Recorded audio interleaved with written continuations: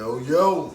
Hey, we in here. We back on another episode of Third Perspective, where it's yours. Perspective.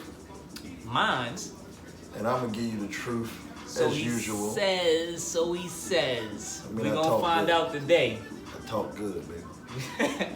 You just said I talk good. I talk good. Geechee boy, chill out. Oh, man. So, on the last episode, we talked about life after 25.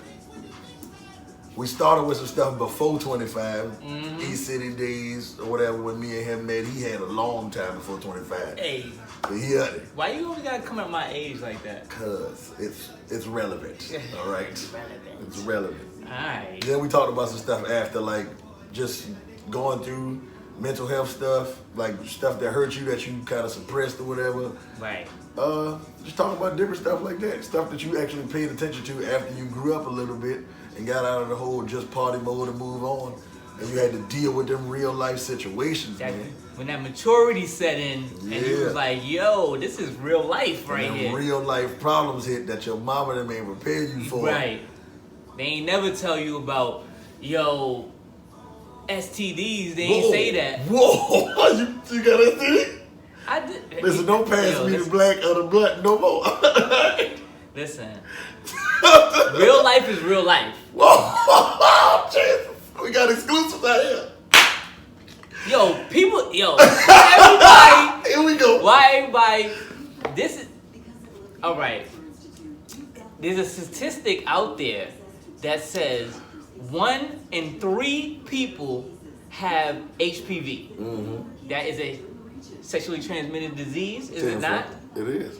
Okay, so that means if it's me, you, and somebody else in here, one of us get it. One of us had it or have it. Well, I can test it out, yes. Okay. You get it? I had a situation. Bye. That ain't what we talking about. Anyways, to the next topic. No, we gonna stay right here. The next you stay topic. Right. Why we scared of this? You scared of this? I'm not scared of it. But that's not how we was leading into this. We wasn't leading it, but now we here. Jesus, we had to do.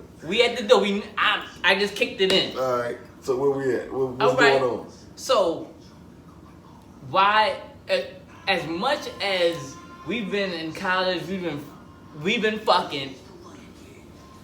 STDs is a part of that thing. Part of it. That's if you've been out here going crazy too. It is what it is. You've been out here going crazy. But even if you don't go crazy, there's some people who don't go crazy and still end up wind up. Because their partner might have went crazy or somebody, It's a real thing. Get tested. That's basically what we're going. Definitely get tested. It ain't like a real. But it's not. It shouldn't be that stigma on it as you had an STD. Yeah, it ain't like you better kill somebody, but still. The big thing is it shouldn't be. It shouldn't be like, okay, you had an STD, you should be ostracized from the world. No.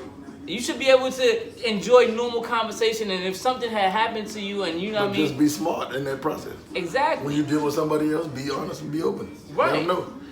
I had this before. This had happened to me. You know what I mean? Whatever. Right. I have HIV to, syphilis to, whatever it is. Let it be known. Talk to that person that you about to do whatever with. But another topic we were trying to get on, since we went way left. Okay. Bring us back. Got to reel it back in because we're going from the last topic. The next one we're going to is insecurities. Seeing that it's 2 black men here, a big problem in our community is men actually admitting that they have insecurities. That's true. I feel like because of a lot of ways that we taught. This whole be strong, don't let them see you cry, don't let them see you hurt, all of that stuff. Don't let nobody know your true feelings, don't let nobody in, such and such. That shit is toxic to us. Definitely. Okay. So, you grew up with your dad?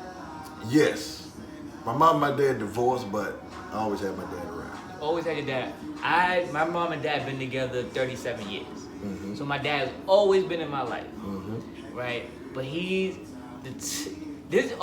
insecurities, a lot of us black men have to deal with our daddy issues personally. That's a big one for a lot of us. It's a big one, you know what I mean? This is one of my insecurities is I feel like my dad didn't understand me. Yeah, I feel you on that. So when I go can't out, understand it, but I understand. when I go out in the world, I have to make sure people understand me now. Like, that's why I speak the way I speak. That's why I come across the way I come across, is because of that. It stems all the way back to that. Mm-hmm. And going back to the mental health type of thing, I might need to go to therapy and work out these issues. But I know I recognize it. You know, I got a lot of therapy that I need to go to. Am I gonna do it? I don't know. And maybe I will get to a point to where I will. I know for me, my friend Amir is like my therapist, because not only because he is studying therapy to become a therapist, but when we talk, it's not a thing of judgment, or it's not a thing of like trying to like pick and prod at whatever I'm saying is wrong. It's like he's asking me and letting me vent and letting me kind of open my own bags and deal with my own bags type of thing. Yeah. Deal with my issues, deal with my bags. So,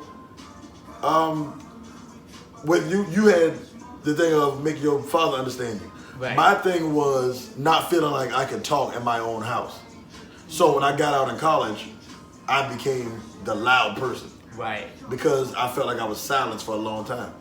Being in a house where you have other loud people in the house, nobody would believe me if I said I was probably one of the quietest ones in my house. I would believe you.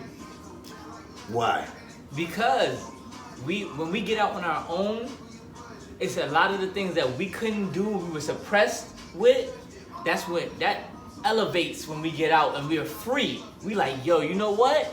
That's like the girls who are real religious and they were real, like, you stay in the house and don't do this, and then when they get to college, they out here wilding and just fucking everybody. But doing all immediately types of you shit. knew that I was the quiet one in my house? You didn't think anything like that? No, that wouldn't be You the didn't think first anything thought in was my mind. silenced But in if my you house? told me that, I'd be like, You would I have could to believe understand. it. But you would have to believe it. Not believe, I would understand. Yeah, I could see that. Okay. You know I mean, what I mean? but my thing is, my mom is a strong woman, all right? Mm-hmm. Very strong woman. And she gonna hold the fort down regardless. Same here. But my mom is loud. So, when it comes time for an argument or something to happen, Yeah. you gonna be the one to shut up. Mama ain't gonna be quiet. Mama gonna say what she got to say. Right. So, me trying to either say what happened or me get my point across was not happening. So when I got out, anybody that tried to do that shit, my voice strong and my voice loud, I'm shutting everything down. Right. And it was terrible when it came to relationships with doing that. Because I present the person that I am right away. Right. The good person to make you laugh, do such and such for you, do all of this, be a good boyfriend, whatever. But then when it started getting down to like the nitty gritty type of stuff, I become a horror movie. Right. Because it's, you ain't gonna talk over me. Everything got to go my way. Everything is gonna be combative. Everything's gonna be like, if it ain't happening all the way, then all the time I don't like it. Right. And that's the same thing with me in my relationships. That's a lot of, when I come into a relationship, I have to be heard. If you don't hear me, I'm shutting it down. Like, my point has to be made. Like, you're not going to, you're gonna give me information, you have to have information to back that up. Right. So when you come at me, you better come correct. And it come back to my father again, because when I have debates with him, he's always prepared for me. Right. Because he's way older than me. He's been there, he's done that. So when I talk to him, I always have to come with my A game with him, because he's gonna shut me down immediately. Right. So in my relationships, if you don't come at me with facts and something that's gonna to validate your point, I'm shutting it down. It's over. And it's a bad thing, because and for me, that's how it is with my brother. That's exactly how it is with my brother. That nigga is the hardest person for me to like. If me and him get into like an argument or whatever, right? He got like back, right, and I gotta kind of try to keep up. But the thing is, he been doing this and he been dealing with my mama before me. Right. So he learned a whole lot faster. Yeah. So for me to get over him, I got to like have some undeniable where he just got to be like, okay, all right. And that never really happens. That never really happens. Exactly. So a lot of that stuff trickle over just into relationships. Right. Another one of my insecurities. It's going to be shocking to a lot of people just because, I don't know, just because the way I am around females and stuff like that. Mm-hmm. Say when I'm dealing with a woman or whatever. Right. I'm insecure to the point where it's like, I feel like she's going to find somebody better than me right away. I always think she's going to find somebody better than me, or she's going to find somebody that will do something better than me. Even if like she's just down for me, talking to me, whatever. Right. I feel like I'm going to mess up at some point. And then I allow myself to mess up.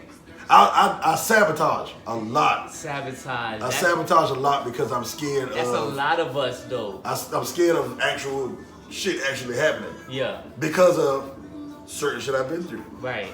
That was said in the last episode. Check out the last episode. But I'm in the same boat because a lot of the things when I come into a relationship, a lot of that baggage comes with us. Mm-hmm. And the insecurity for me is I'm always thinking of is this person really down for me? So I kind of shut a lot of it off because I'm like, okay, you fuck up, I can replace you. And I'm always looking to replace. Yeah, I'm never looking to keep. It's kind of like a thing I do too, which you said in the last episode. Mm-hmm. It's like I'm gonna do something before you can fuck up. Right. So I gotta way out now. Yeah. I gotta way out. So I gotta way to replace you. I'm gonna keep talking to whoever I'm talking to outside of you. Yeah. So just in case, well, you fucked up. Get out of there. Boom. Next one. What we talking about? What we doing? Yeah. What's such and such? Exactly. What's your flaws? I need to know them. Mm-hmm. And it sucks that I do that to people. And a lot of people don't even realize that I do it to them. A lot of females don't even realize I do it to them. A lot of females, I'm going to talk to y'all right now. Females, this is what a lot of dudes do. We are wild insecure and we looking to... That's a fact. ...find the flaws in you. And once we find that flaw... Before you notice the ones in us. Yes, before you notice the flaws in us, we looking for the flaw in you. So we could be like, okay, this is why I fucked up. So when she bring up something about you, you can be like, well, you don't... Exactly. That's why I say, hey, well, you don't do this or you don't do that. But the thing is, we won't say it. Yeah. Women will say it. Yes. Women will say what's wrong with us. We won't say it until... We got that thing out the back pocket. I got the Glock right here, ready. When you text girls, boom. When you still do such and such. And it don't be no valid shit. No. For real. It really don't. It just be something we had in the tuck so we can have something just to say. Just because we were holding it so we can have something so we can make an argument. So we can be in this game. That's really what it is. That's it. So we can be in the game. And it sucks that we do that, but we do it. Yeah. I know I do it. I do it too. And full disclosure, I'm in a relationship right now. And I love my woman that I'm with. We've been together for a long time, so it's like she knows my tricks and my you can't pull that. I can't pull the bullshit no more, you know what I mean? You tried. You can't. I try sometimes. Damn, she got me. Yeah, I have to. And as I've grown older, like I said in the last episode, I'm 36 years old now. That boy old. He old. But I'm still looking good out here. Benjamin Button, you heard? Benji. Not Benji. I'm Asian in reverse, baby. You growing in reverse too, nigga. See, we sitting down so it look like we the same. And I'm slouching, nigga. That's the thing. If I sit up, I'm still... Don't worry about it. Hey, but I got a question for you. What's up? Hopefully I get it right, because I think I forgot it, but I hope I get it right. Who do you feel like displays flaws better? I mean, who do you feel like put flaws on Front Street better, men or women? Who gets their flaws out there? Who gets their flaws out there? Men. You think so? Yes. Women definitely deny their flaws way more than we do. Because when you bring it to the forefront, a lot of times they don't feel like that's a flaw.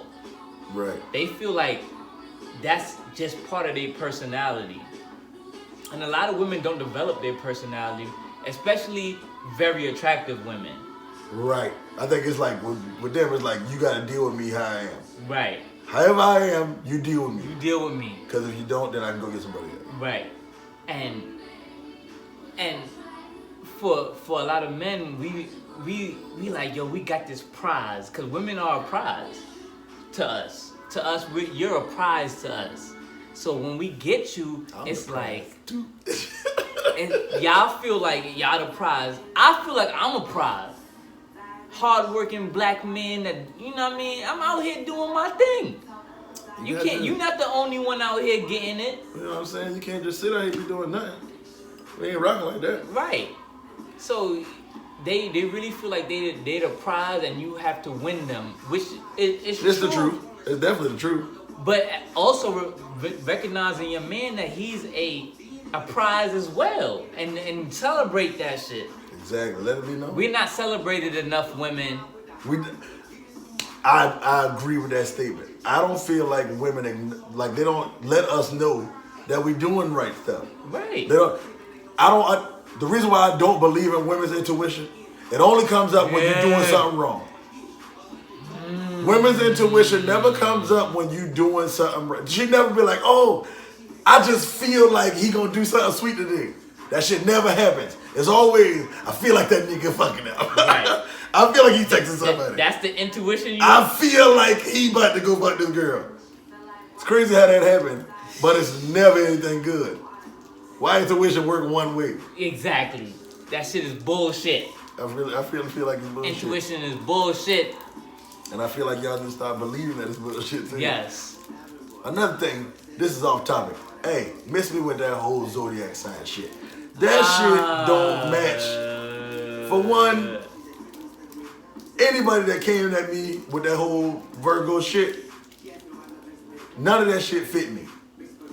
It never does. People tried, and everybody that met me that tried that shit always be like, you unlike September 5th. Everybody be like, you ain't like no other Virgo that I know. My sister's a Virgo. What that mean to me? Your sister ain't me. I know that. For whatever reason, I feel like people be saying women Virgo and men Virgos are different. Yeah, women Leo. I'm a Leo. Women Leo and men Leos are different too. I really think that the signs are real. I do. I mean, I'm not gonna say I am a full believer in that shit. But I feel like people be putting that shit on everything. I read them. Oh, you don't like your chicken fried such and such. Well, that's because you are such and such. Oh, man, no, they ain't got nothing to do with that. They say that Virgo men don't like their food cooked a certain way. Bitch, what? No, I just don't like the way you cook. But you know what? They say, okay, like when it comes to the signs and shit, they say these people are compatible and these people are not compatible, right? I don't believe that either. They say Leos get along with Geminis. A lot of the friends that I have are born under the Gemini sign. A lot of them are born under a lot of them are born under the Gemini sign. A lot of them are born under the Scorpio sign. And those are the two signs that they said are compatible with mine. I don't even know what's compatible with mine, but good. You gotta do a little bit of research on it. I don't want to research that. I honestly don't want to get my energy. My dad, back to my dad. My dad, he's one of those people who don't believe in nothing but the Bible. You know? I feel you. You know? So he'll that come. Can be bad. Yeah, exactly. But now I'm not saying I've never looked up anything about the astrology stuff. I tried. Yeah. And then dealing with women that were in it, I kind of like tried to give a damn about it. Right. I really did. I just realized this ain't for me. And it ain't that if it's not for me that I can't fuck with her. Right. She can believe that. Mm-hmm. And she can be into what she want to be into. That's fine. That piece of it is just not for me. And I feel like that's fine, and I feel like that should be okay for her. She should understand that, okay, he tried, he's just not into it. Right. That's okay. Now don't force the shit on me. Yeah. That's like me saying, yeah, watch football every Saturday, every Sunday with me. Yeah. And you not into it. I can't make you sit there and watch whatever you don't want to watch. Okay.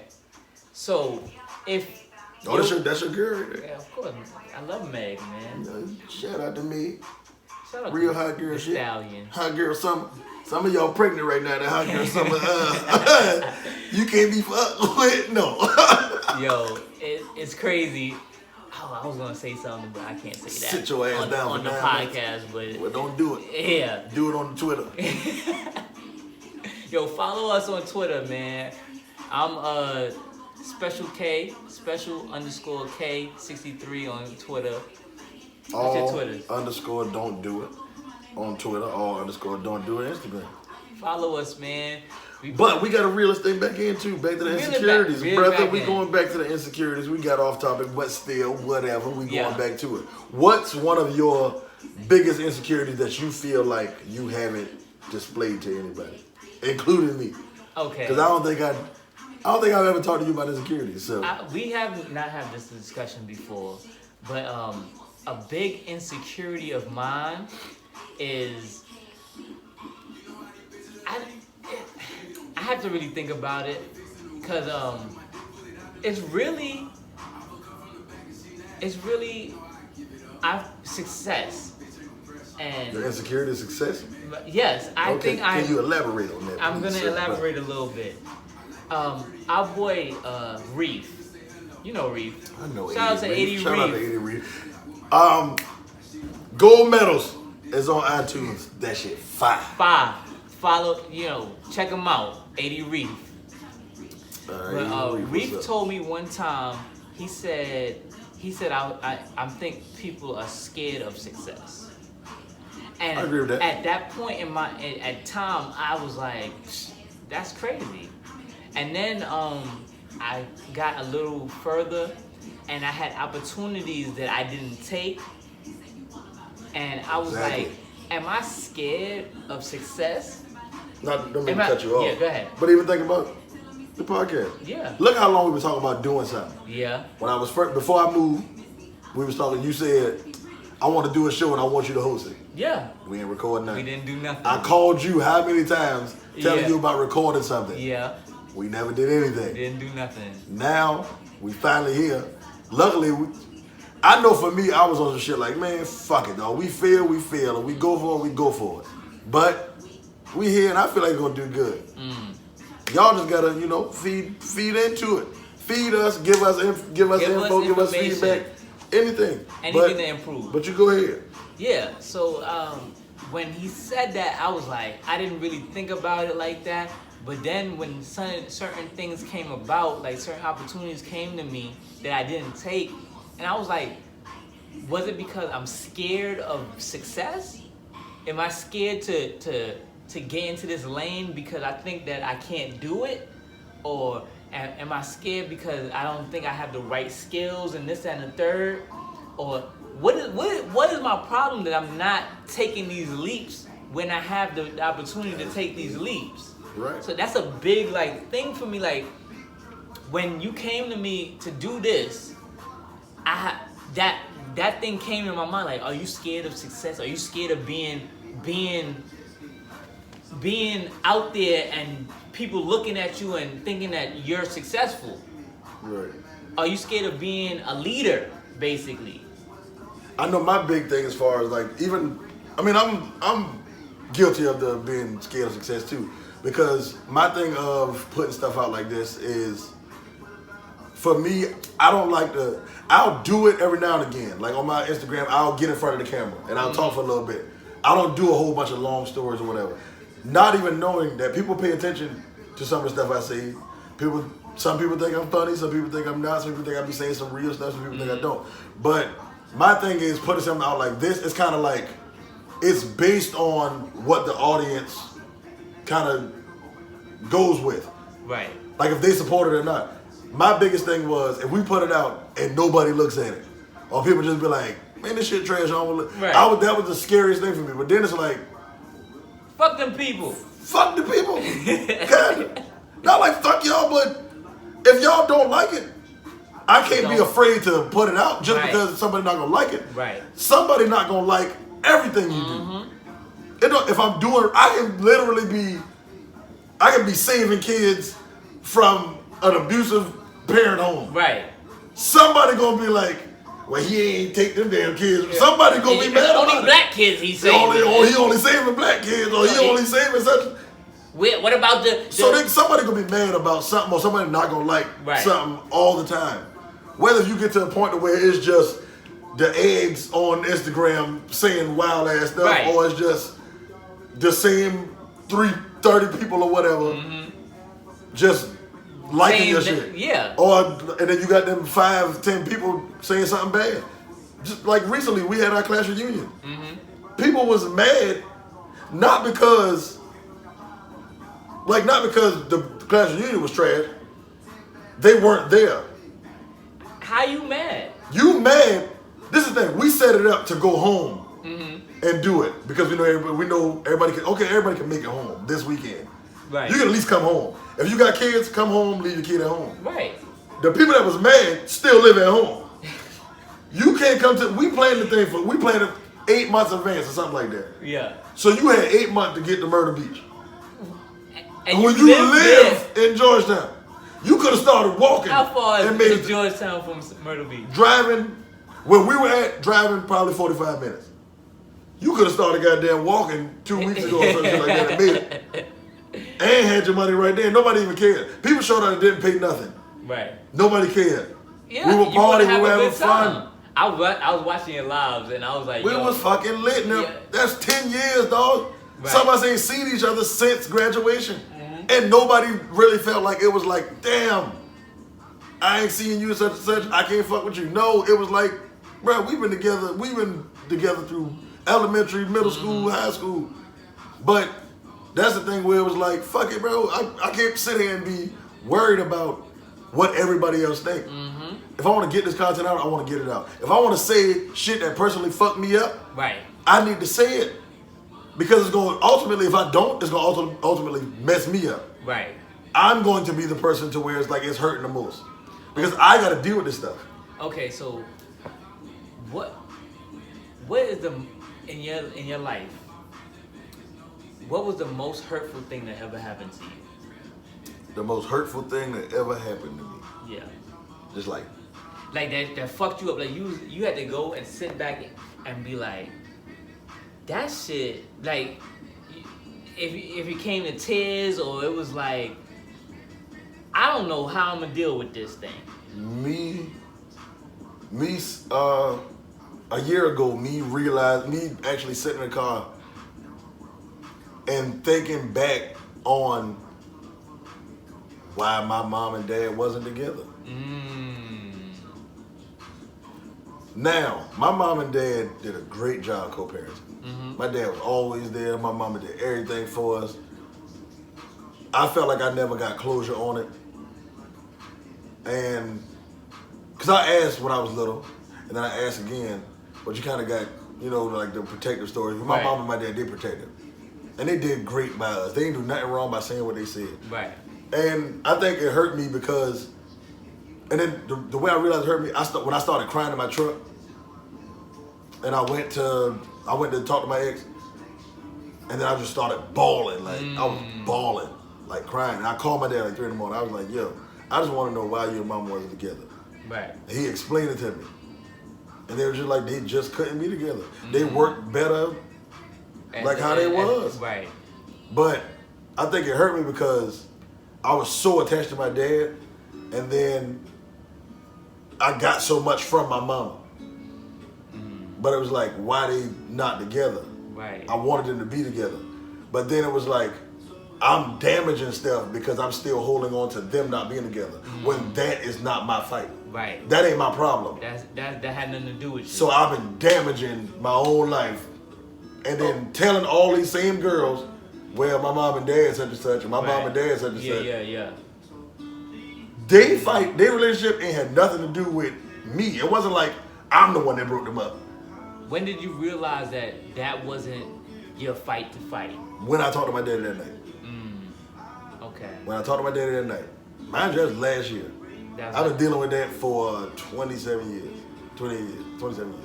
And you 28 now. 28 now. Okay, that's crazy.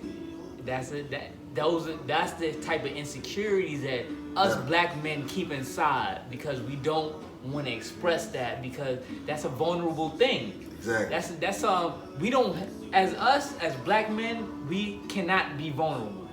Right, and that was my thing for the longest. We cannot be vulnerable. Not being vulnerable. And I let it tear a lot of stuff up inside of me, and then I allowed it to hurt other people. Right. Because I couldn't be vulnerable, I then lashed out or I did whatever I did to other people. And if I could, I would apologize to everybody that I did it to. So I'm saying it up here. Okay, so I'm gonna tell you about mine. So, and it kind of seems trivial about when it comes to what you were dealing with, but I got kicked out of school. I got kicked out of Virginia State University. Fuck y'all. Yeah, I still like the woo-woos, but whatever. I got kicked out of Virginia State University because of athletics, because I went to college basically to run track. That was the only thing I went to college for. Everybody in my circle was going to college. I was like, yo, y'all going to college? Oh shit, I need to get on my shit. Right. So I started applying and shit. Fortunately, I had got up and went to a junior college with one of my homeboys. He ended up going to the University of Oregon. Hey! Nick, you heard him. You heard him. He went to Oregon. Shout out to Godard, man. Love you, bro. So Godard went to Oregon. I ended up, fortunately, going to the University of Kansas. Didn't work out for me out there. Went to Virginia State. So when I'm at Virginia State, I get hurt. First time I get an injury in my entire life. Yeah. All my years of running track since I was fucking 5 years old. It hurt you. Hurt me, bro. I'm like, what? I got this big old cast on my leg. So I'm not going to nobody's class. I'm not doing none of that shit. Shorty I'm talking to at the time, she would drop me off at my classroom. I'd go into the building, go out the back of the building, and go to my room. No, man. And go to sleep. You just dip out. You done lied to her. Yeah. Telling you going to class. Not going to nobody's class. No. I'm going back to my room and going to sleep. So I'm doing a lot, sorry. I get kicked out of that joint. I go back to New York. So I'm at home. My homeboy come through, my man Naeem. Naeem, shout out to you, it's your birthday. Happy birthday, brother. Naeem comes to my crib and he's like, I'm like, yo, Naeem, bro, I don't know what I'm gonna do with my life. I'm in there and I start crying. Like, yo, what am I gonna do? I don't know, I don't have no plan, I don't have no job, I don't have nothing. Leg messed up. I'm like, them legs being messed up. Wee. I'm like, I don't know what I'm gonna do with my life, bro. How am I gonna survive? This is family. Family is not just the people that you were born into. Facts. The people that you have brought into your life. Cause I met some real family, dog. So Naeem, my brother, shout out to the bros. Naeem said, bro, this is not it. Your life is to be lived, bro. You can do whatever you want in your life. We are 21 years old now. Right now. No, we ain't. You 36? No, at the time when he was telling me that. Okay, good. See how you always throw shade at me. I ain't throwing that shade, bro. I ain't throwing the shade, but you look like one of the niggas that sit up under the tree in the shade. And you old, but still. I get what you're saying now. Back then, y'all was 21. I was 21 at that time. And my friend that's the same age as me, he's like, yo, bro, this life is to be lived. You have all the opportunities in the world. You can continue to live your life and do more. As you should, brother. And after that, I had got a job working in the city with one of our coaches. Started making a little bit of money. My family decided to move to North Carolina. Ended up going to Elizabeth City. Hey. Graduated. I did. Went across the country after I graduated to the West Coast. You was did living. a whole lot you of was shit. Living. You was living. Pledged the fraternity, shouts out to Phi Theta. And tell them, make your face fall. But nah, I feel you. Go ahead, bro. You know what I mean? So talk your talk, bro. Talk your talk. Hey, out, brothers. But that was one of the low points in my life where it was like I didn't know where I was going in life, and one of my friends came and I had to bare my soul to him. Yeah. And he did not judge me. He didn't look at me differently. And he still calls me to this day. I gotta call him later and I'm gonna talk to him. But he definitely didn't he just gave me what I needed at that time. Yeah. And I mean, but you need stuff like that around. You need people around you like that. Cause for a couple of people, as far as in my life, even people that's younger than me, my own girl Courtney, like she's younger than me, but she's wise. Right. I got people older than me that shoot me game, that talk to me about stuff. My brother give me stuff in a weird way, but that's just our relationship. Right. Just like people in general that talk to you about certain stuff, man. I mean, you need a solid circle for real. Definitely. It don't have to be everybody. With me, it's hard for me because I feel like I try to please everybody and try to make everybody laugh, try to make everybody do such and such, and I'm good with putting good people around each other, and my energy in general is contagious, so it'll draw people to me.